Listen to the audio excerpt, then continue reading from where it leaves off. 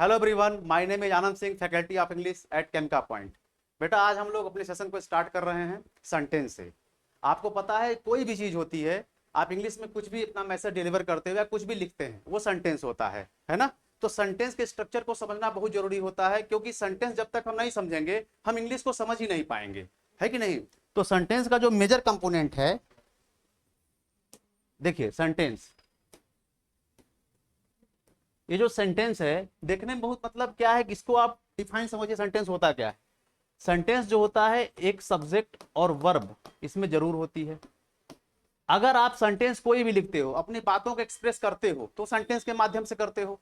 अगर सेंटेंस में subject verb नहीं रहेगा तो सेंटेंस कहलाएगा ही नहीं, है ना। तो सेंटेंस, अब सबसे बड़ी बात है कि हम इसको पहचाने कैसे, इसमें हम करें क्या।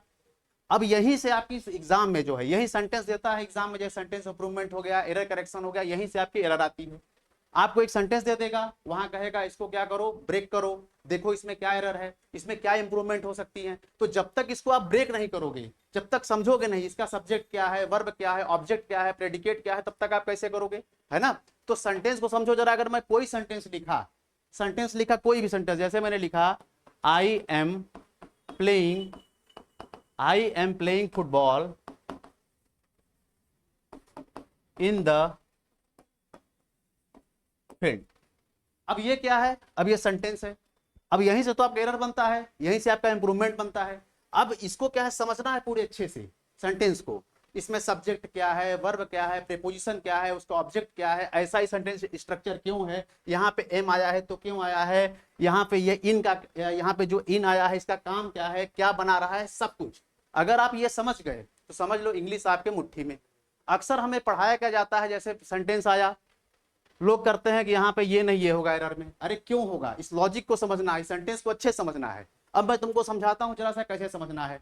देखो बेटा, सबसे बड़ी बात है कि आपको जब भी कोई सेंटेंस मिले, एक काम करना, सब्जेक्ट वर्ब ऑब्जेक्ट, ठीक है, इन तीन काम को जरूर करना, है ना। ऑब्जेक्ट को तो छोड़ दो, खैर ऑब्जेक्ट और अदर वर्ड ऑप्शनल होते हैं, ठीक है ना, ऑब्जेक्ट ऑप्शनल होता है, लेकिन सब्जेक्ट और वर्ब ये जरूर होगा। कोई सेंटेंस, ऐसा कोई सेंटेंस है ही नहीं जिसमें सब्जेक्ट और वर्ब ना हो, ठीक। अब कहोगे सर इसको पहचाने कैसे? सिंपल तरीका है, मैं तुमको एक ट्रिक बताता हूं, एक बताऊंगा बेसिक और एक बताऊंगा एडवांस और एक उससे भी एडवांस। जरा सा देखो, जरा सा मैं तुमको बता रहा हूं। जैसे आपको जब भी वर्ब, सबसे पहले क्या करना है, वर्ब को आइडेंटिफाई करना है, वर्ब को। और इसको आइडेंटिफाई करना बहुत आसान है। क्या आसान है? ये एक्शन को बताती है। पहला काम क्या होगा, एक्सप्रेस एक्शन, ये बताएगी, एक्शन को बताएगी, पहला काम, ठीक। इसकी फॉर्म्स होंगी, है ना, हैव, वेरियस फॉर्म्स। जैसे मान लो मैंने लिखा प्ले। अब प्ले क्या है, खेलना, एक्शन को बताया कि नहीं, ठीक है। दूसरा, इसकी वेरियस फॉर्म है कि नहीं, प्ले का क्या हो गया, प्लेज, फिर प्लेड, फिर प्लेड। ये बताओ ये फॉर्म्स हुई कि नहीं, इतनी फॉर्म्स हुई, ठीक। कितना आसान है ये, पहचानने में कोई प्रॉब्लम नहीं ना। खेलना वर्ब हो गया। आप जैसे ही सेंटेंस पढ़ोगे आपको पता चलेगा एक्शन क्या हो रहा है, बस उसी को आप क्या कर लो, ऐसे मार्क कर लो। अभी मैं यहाँ कुछ भी बात नहीं करूंगा, यहाँ हेल्पिंग वर्ब क्या है, मेन वर्ब क्या है, इसकी बात हम बाद में करेंगे। अभी मैं आपको बेसिक पढ़ा रहा हूँ। बस आपको यहाँ पता चल गया, I am playing football in the field, मैं फुटबॉल खेल रहा हूँ। काम क्या हुआ बेटा, खेलने का, यही तुम्हारी वर्ब है और यही देखो फॉर्म है इसी की, ठीक, यहाँ मार्क कर ली।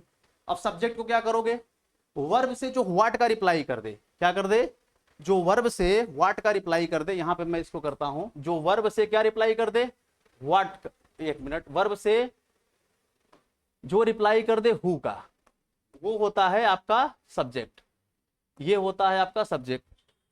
एक मिनट, हाँ, वर्ब से हु का रिप्लाई होता है आपका सब्जेक्ट और वर्ब से व्हाट या हुम का रिप्लाई ये होता है आपका ऑब्जेक्ट। बस सिंपल सी बात है, ये इतना आपको काम करना है।